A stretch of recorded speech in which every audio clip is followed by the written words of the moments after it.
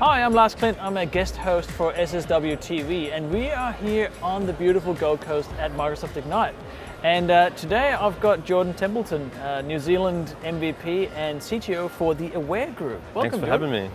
Yeah, cool. So, a little birdie told me that you guys do some really awesome IoT things that are actually useful, like not just playing around. Actually useful. Well, it's not just a hobby project, right? Yeah.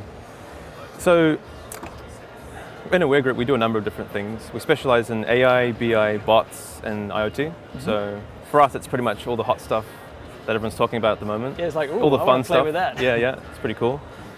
But one of the more recent projects that we're speaking a lot about, and I've been here at Ignite at the IoT stand with Microsoft talking about this as well.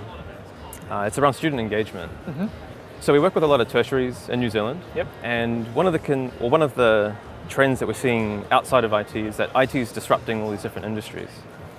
And largely education hasn't really been touched too much yet. And so with IoT and all these different technologies coming out, we thought we'd take a little crack at it and see what we could do. And so we talked to a lot of lecturers, and some of the questions we had with them was like, what was the most important thing, or what could we help you with the best? And the consensus was around like, how can I understand what my students want better? And how can I keep them focused?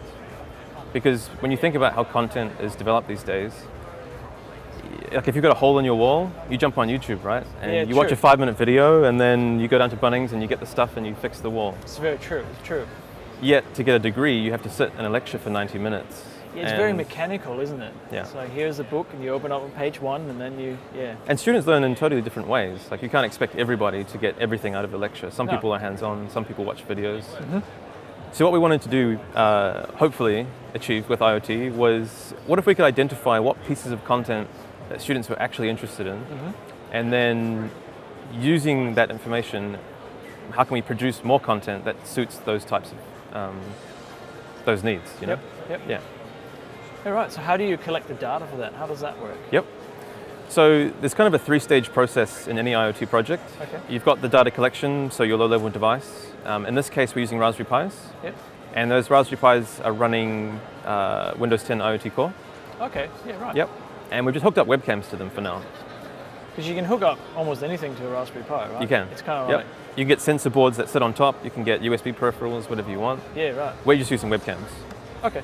And so if you can imagine sitting in a lecture room, the camera is facing up at the class. Yep.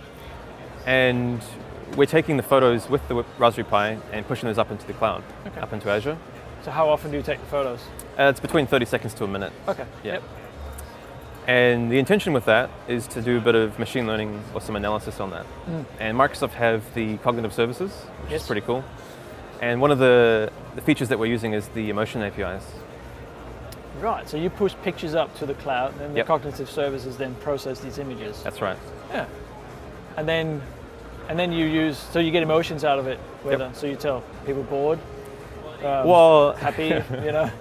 Yeah, kind of like that. So Microsoft and behavioral analysts have looked at emotion, and I think they've break it down basically to 8 base emotions that everything is built from. So boredom could be a mixture of maybe anger is one of them, and neutral, couple of expressions like that. Kind of zoned out. Yeah, kind of zoned out like that. So what we do is we take an average of all the emotions that come back, so that we're not identifying a specific student. It's the whole group so as an average. An average helps with the privacy, you know, around that. So we get an average of the emotions for the group, and then we use that to calculate the engagement. And that's a pretty subjective matter on how engaged you are, because you could be offended but paying attention. You could also be happy about what somebody's saying and paying attention. Yeah. So it's not an exact science, but it helps you to get a general idea of kind of what gets a reaction and what doesn't, if that makes sense. Gotcha. Yeah. Okay. So are teachers then adjusting their teaching ways, I guess, based on this? Or how does it, I don't know if you got to this point yet, but how is it actually implemented? So do you have then part of the class then using one method of learning, another class, part of the class using a different kind of a way of learning? Yep. Is that the idea? So we're still testing this in classrooms at the moment. What we're trying to do is, we're trying to set up like a classroom of the future where we have maybe this engagement tracking and a few other smart classroom type features that you could have in the room. Yep.